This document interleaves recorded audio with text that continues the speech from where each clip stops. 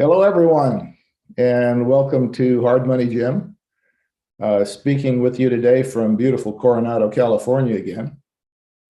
And the theme for today's discussion is excessive money creation and how it inflates asset prices, which shrink interest rates, making conservative savings really impossible and encouraging unwise speculation. You remember last time we spoke about how inflating asset prices and lower interest rates has made the wealthy more wealthy. Today, we're going to look at the effects on a simple middle-class person and how it basically does the opposite, makes them poorer. Okay, so with that, let me share my screen and start up the, there we go. How does that look, Dylan? Okay? Yes, sir. Looks good. Okay, thank you. Didn't mean to surprise you there. I just want to be sure I'm not speaking into a void. Okay, just before we get started, here's my information. You can find me by searching Substack Hard Money Jim, or you can see me on Twitter. I don't tweet much, just basically announce the things I write. And I'm on LinkedIn, where I also announce what I do. And I've been published and will, I think, in the future be published on Capitalism magazine. And my whole focus in writing and in these broadcasts is to understand money creation and its consequences in this age of fiat money that we have been thrust into.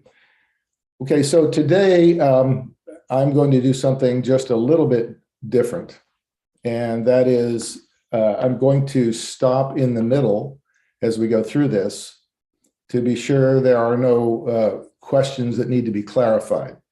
Because when we get into the middle, there's something slightly technical. Don't worry, don't be afraid. It's real easy. But I just want to be sure I'm being properly understood. Okay, so you could call the title of this little discussion, The Effects of Inflation Part 2. Now, we've been talking about the effects of excessive money creation in various areas of the economy.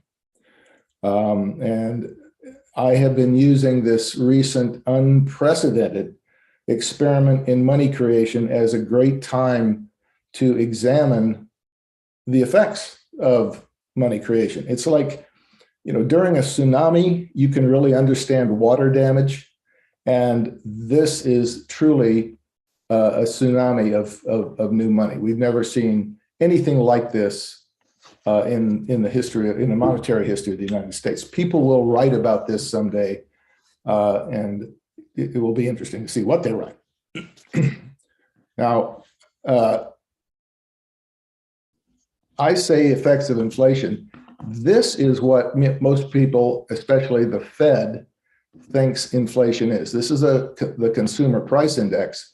And over here is a spike that we have not seen in about 40 years.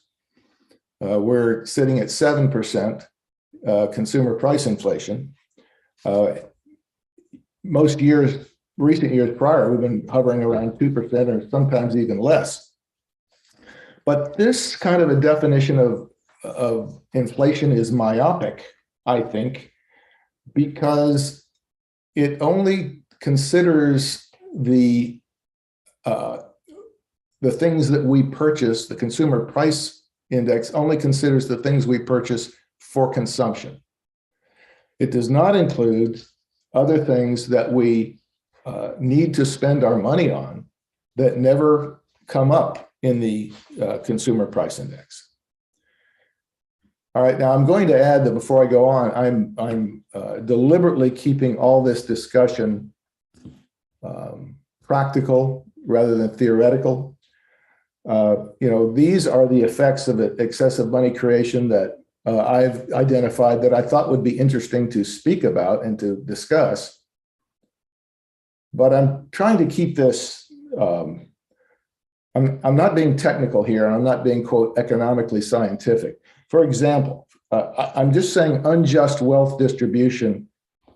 I'm not coining a term like, I don't know, asymmetric asset prices and negative real interest rates. And I'm not saying, I'm just saying supply chain glitches and supply chain disruptions. I'm not saying supply demand imbalances caused by the inability to make an economic calculation due to excessive money. I don't want to get into those kinds of things. You would just fall asleep. I want to keep it concrete and keep it real, so that what we talk about makes sense to a real person. So anyway, we've discussed some of these effects already: unjust wealth distribution, supply chain disruptions, false profits. I think we've probably talked a lot about consumer prices, but today I want to get into right here the impossibility of saving, the casino mentality, and a false sense of prosperity that comes during an inflationary period. Okay? All right. Now you remember, let's talk about the impossibility of saving. But before we do, we have to discuss how interest rates got so low, making it so hard to save. You remember Ben Bernanke back in 2010 said he was going to lower interest rates by purchasing massive quantities of bonds, by the Fed doing this. And you can see that he did this. He said doing this would cause corporations to invest, and it would lower the cost of capital for corporations and so forth. And you can see that prior to QE, you could invest in a BBB corporate bond. That's a medium investment grade, good quality corporate bond, low risk, probably a 7 on a scale of 1 to 10, 10 being the best and 1 being the most speculative. You could invest all day long at 5% or higher. But once QE came along and Bernanke started buying mortgage-backed securities and buying treasury bonds, the interest rates plummeted. Now, he was not buying corporate bonds, but of course, these bonds are fungible. They are interchangeable with each other. And so when the price of mortgages and treasuries goes up and the bond yields go down, that will affect all bond yields. And it certainly did. So that you can see that the interest rate on corporate bonds, this is like the cost of AT&T or Ford Motor Company or GE, what it cost them to borrow, went from 5% down to 2%, 2.5% in recent years. Okay. Now, I'm going to get into an example of how this affects the saver, and it's quite profound. But before I do, I want to review with you exactly how it is that interest rates go down, why it is that interest rates go down when the Fed does so much bond buying. How does that mechanism work? What is the relationship between bond yields and bond prices? Okay, now you know that a bond is just an IOU. It's a contract that says, give me some money. If I'm the borrower, it says, give me some money over a period of time, a series of cash flows, and I will pay you, the borrower, an interest rate.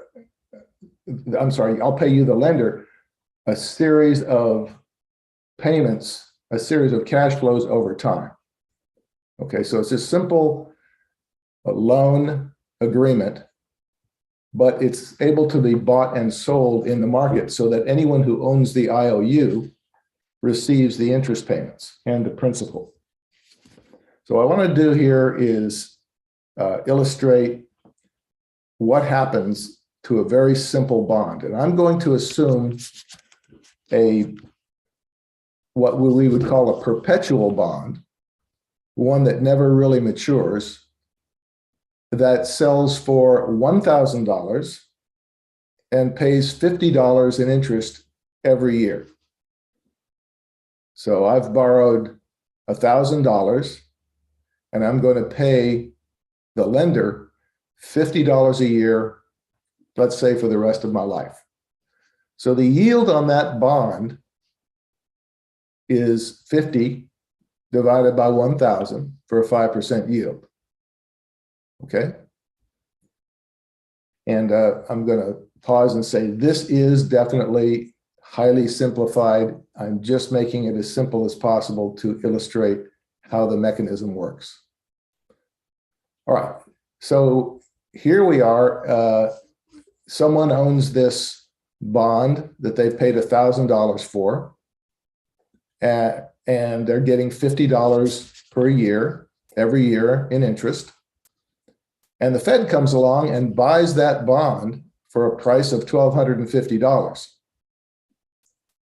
Okay, so the new yield on that bond is now $50 because it still pays $50 a year in interest, divided by the new price, or $1,250, and that's 4%. And so here is now the key. The Fed has unlimited money, and they are saying, we will buy all such bonds now at a price that yields 4% or better. And gradually over time, they raise the price and raise the price of the cash flows that they are purchasing and drive interest rates down.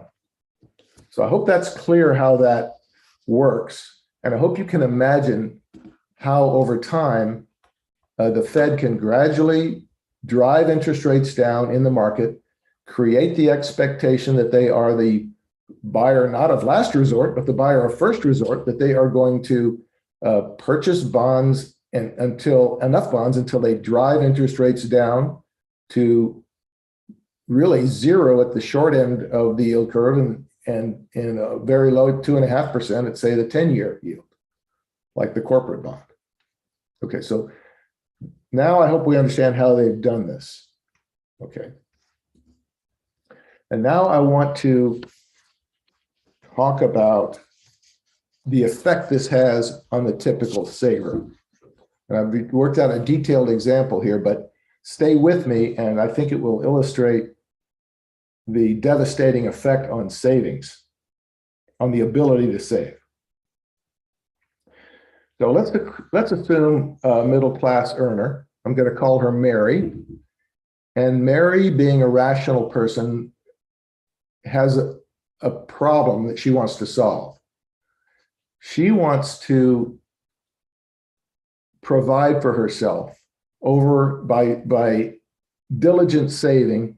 She would like to provide for herself a $50,000 income, $50,000 per year income, 30 years from now. So say today she's 30 years old.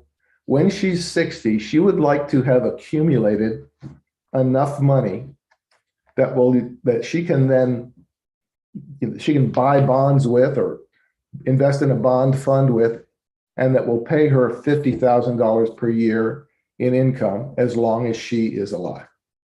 Okay? Very simple saving problem. So if she had done this before QE, we'll look at the first column there on the left, she would have been able to earn at least 5% on a good quality bond or bond fund. And this means that what she could have done is invested monthly to accumulate enough to earn $50,000 a year. Well, at 5%, of course, that would be $1 million. So what she has to do at 5% is accumulate $1 million. And this is both the money she puts away and the interest she earns on that money along the way, all reinvested, the compounding effect. Okay? So the way this works out is she earns $150,000 a year. That's $12,500 a month. she can earn 5%. If she invests this every month, it compounds at 5%. She will accumulate $1 million in 30 years. And after that 30 years, and to do that, by the way, don't forget this costs her $1,250 per month that she has to put away, which turns out to be about 10% of her income. Now that is disciplined savings, 10% of your income put away regularly. It's disciplined, but it's certainly not impossible. It is doable. And that is the kind of condition that existed before quantitative easing. All right, now let's look what has happened when the Fed goosed up asset prices and lowered interest rates. So here's Mary now in this position. Instead of earning 5%, she can now only earn 2.5%. Well, to earn $50,000 a year on an accumulated investment, she's got to accumulate $2 million. That's twice the amount she had to accumulate before, because 2.5% of 2 million is $50,000. So 2.5% interest rate will get her a $50,000 annual income. But the question I ask you is, does she have to save twice as much? It would be nice if she only had to save twice as much, because the compounding effect of 2.5% is much, much lower than 5%. So the way it works out is the monthly saving required of Mary on the same income to reach her goal of providing $50,000 a year income, the monthly saving to get that future income has gone now to $3,800 a month. That is over 3 times what she was paying when interest rates were twice as high. And it constitutes a little over 30% of her actual monthly income. Now, I submit to you that for a middle-class person, that is virtually impossible. And by the way, if you want to do this yourself and make up your own scenarios and play around with this, I just got this. There are many of these interest rate and compounding calculators available online, and this is one I just found, run by the Securities and Exchange Commission at investor.gov.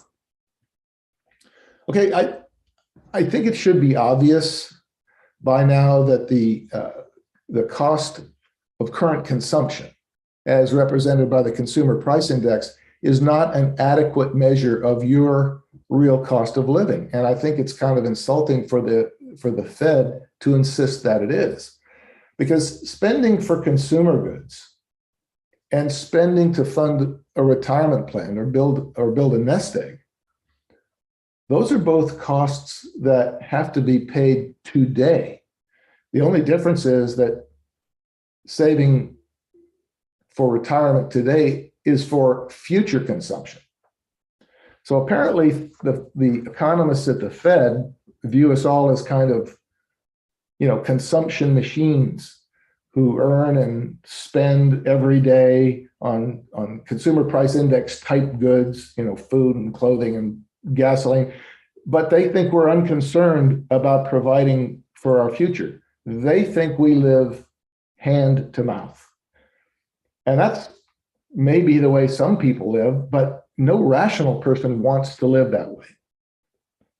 So by promoting ideas like the consumer price index is inflation, the Fed's propaganda machine kind of undermines our rationality, or at least tries to. And that's why I think it's important to understand this kind of a point and think of this as the cost of saving, because it's way up and it's not accounted for in the Fed's measures of inflation. I mean, I think most of us are forward-thinking individuals, that we know we have to save today in order to provide for the future and next year and decades to come. To a rational person, Regular savings just a part of the real cost of living. So presumptively, they think we're kind of irrational brutes with no forward vision. But when you think of it that way, your opinion of the Fed, which might have been already low, gets even lower. So rather than continue to denounce the Fed, not denouncing the Fed, denouncing the kind of thinking that is behind their theories. Let's pause it here and see if there are any questions so far that I should answer before we go on. So it doesn't look like there are any questions, but we do have 3 super chats. One from Jonathan Honig, one from Mary Aline, and one from Bonnie, who says, "Thanks for making this interesting for real people." Ah, thank you. That's from an all-star group that I admire. So thank you for the comment. I appreciate it. All right. So to resume to the next portion, which is, I wanted to give you an idea of the effects that inflation and this kind of a problem that the Fed has put upon us. What does it do to the mentality of many people, or how does it influence the mentality? I mean, clearly, if it's impossible to save, the Federal Reserve and those who advocate these zero interest rate kind of policies, they want us to become speculators. They want us to buy Bitcoin. They want us to not. By the way, I'm not going to opine on the merits of any of the things I mentioned, but they want us to buy stocks when normally we would be conservative savers. They want us to buy low grade bonds. They want us to go out, what we say in the investment is go out on the risk curve. That's what they're encouraging. They want us to take more risk. They force us into this position. Now that requires you to become a speculator. I mean, how else are you going to accumulate wealth? But of course, there's a lot of problems with that because speculation is an art. It's something that not everyone wants to do. I've been a professional investor for 35 years, and I don't want to do it. I don't like to speculate. So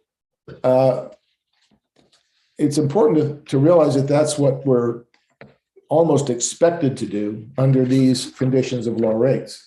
There is a huge literature out there on how inflation, currency depreciation, rising prices caused by government money printing, and so forth, how that's associated with increasingly risky investment behavior at various times in history. How it's associated with the adoption of rampant kind of a gambling mentality and sort of a false sense of prosperity. And rather than me describe that, I'd like to take the remaining time to quote kind of extensively to you from a very good read. It's called Fiat Money Inflation in France. The writer is an American historian named Andrew Dixon White. His years were 1832 to 1918. And he first published this monograph in 1896. It's not long. It's available on Kindle, and I commend it to you. Now, the backdrop for this description of fiat money inflation in France was a time in which a paper currency, the assignat, was being issued to cover government spending on wars and all kinds of ventures. And I'm not going to go into the history of that, but here I'm just going to focus on the psychological effects that he describes of this inflation.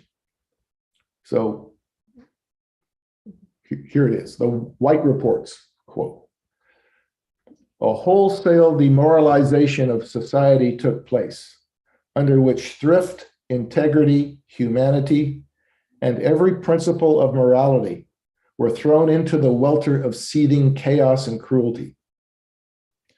The great majority of Frenchmen now became desperate optimists, declaring that inflation is prosperity. Throughout France, there came temporary good feeling. The nation was becoming inebriated with paper money.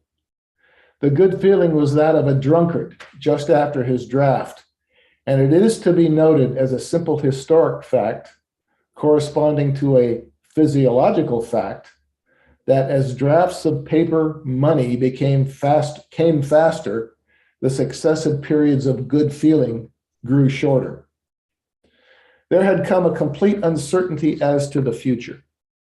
Long before the close of 1791, no one knew whether a piece of money, paper money, representing 100 livres, would a month later have a purchasing power of 90 or 80 or 60 livres. The result was that capitalists feared to embark their means in business. Enterprise received a mortal blow. The business of France dwindled into a mere living from hand to mouth. Sound familiar? With the masses of the people, the purchase of every article of supply became a speculation in which the professional speculator had an immense advantage over the ordinary buyer. Says the most brilliant of apologists for French revolutionary statesmanship, commerce was dead, betting took its place. But these evils, though great, were small compared to those far more deep-seated signs of disease, which now showed themselves throughout the country. One of these was the obliteration of thrift from the minds of the French people. The French are naturally thrifty, but with such masses of money and with such uncertainty as to its future value, the ordinary motives for saving and care diminished, and a loose luxury spread throughout the country. A still worse outgrowth was the increase of speculation and gambling. I'll just go on a little more here, because this is so much better than I could say it. At the great metropolitan centers grew a luxurious, speculative, stock gambling body, which, like a malignant tumor, absorbed into itself the strength of the nation and sent out its cancerous fibers to the remotest hamlets. Now began to be seen more plainly some of the many ways in which an inflation policy robs the working class. As these knots of plotting schemers at the city centers were becoming bloated with sudden wealth, the producing classes of the country, though having in their possession more and more currency, grew lean. In the country, the gambling spirit spread more and more. Says the same thoughtful historian whom I have already quoted, quote, "What a prospect for a country when its rural population was changed into a great band of gamblers." And then he goes on to talk about the corruption that ensued. The artful plundering of the people at large was bad enough, but worse still was the growing corruption in official and legislative circles. And even worse than this, was the breaking down of the morals of the country at large. For example, patriotism was gradually disintegrated by this same speculative, stock jobbing habit fostered by the superabundant currency. And an outgrowth of a vast debtor class in the nation, directly interested in the depreciation of the currency in which they were to pay for their debts. This body of debtors soon saw, of course, that their interest was to depreciate the currency in which their debts were to be paid, and these were speedily joined by a far more influential class, that class whose speculative tendencies had been stimulated by the abundance of paper money, who had gone largely into debt, looking for a rise in nominal values. I mean, it's just too good not to read. So I urge you to look into it. Andrew Dixon White, Fiat Money Inflation in France. It used to be used a lot as a back in the 1970s. That monograph used to be used a lot to warn people about the dangers of inflation. In the last 50 years or so, in my experience, it's been kind of forgotten. So I dug it up, and I hope you'll take a look at it. Okay, we've talked about these items, the effects of excessive money creation. Next time, let's get into the last of the two here, the rising cost of shelter. That's both to buy and to rent a home. And most importantly, the threat of price controls, which have often accompanied consumer price inflations in the past. All right, let's draw a line there. Let me stop share. Again, you can find me on Substack, or that's the best place. Just search me at Substack. Any questions we should end up with before we say goodbye? Yeah, before we go, we do have one more super chat from Mary Elaine and one from Gene, who says, when the Fed lowers rates to 0%, doesn't that just mean no one will buy U.S. bonds? This takes U.S. bonds out of my investing decision, doesn't it? Isn't that good? Okay, so first, yes, the Fed lowers very short-term rates to 0. Most of the types of bonds that one would invest in go out, say, 5, 10 years. The bond that I illustrated was a 10-year bond, and that is typically the kind of bond fund people would invest in. So the Fed lowers rates to 0 for various institutions and for interbank borrowing. It does not quite lower interest rates for you, even though you notice in your money market fund, you're probably getting 10 or 20, maybe a little more basis points. Okay, second point. For you, what you would invest in, a retail type investor would probably be today in the 2 to 3.5% range. That's what you could get in a medium grade bond fund. And yes, it's probably not worth your time to invest in that, because you're not going to keep up with inflation. You're going to make a little money. You're going to accumulate a few dollars, but you're not going to keep up with inflation. So, but then the last part of your question is important. You said, isn't that a good thing? If you are saying that it's a good thing that the Fed has kicked you out of the bond market and turned you into an equity investor and a speculative investor, I'm not sure. I don't consider that a good thing. Equity investing is not for everyone. Very few people remember the bad days of equity investing. My belief is they will come again. Things have been very good for very long. No one today remembers inflation. No one today remembers an interest rate. I do. I'm old. An interest rate that rose from 6% to 20% in a matter of a few years, and what that did to the bond market, what that did to savings, and what that did to the stock market. That saw the stock market in half, and it took years to rebuild it. And most people do not have the stomach for that. So I'm not saying don't invest in stocks. I am saying that for the monetary authorities to force you to increase your risk, that is what I object to. If you want to, learn how to invest in the risk markets, that's great. I have absolutely no objection to that at all. But I don't advocate it without your own investigation and your own self-education, a lot of it. Okay, I hope that answered the question.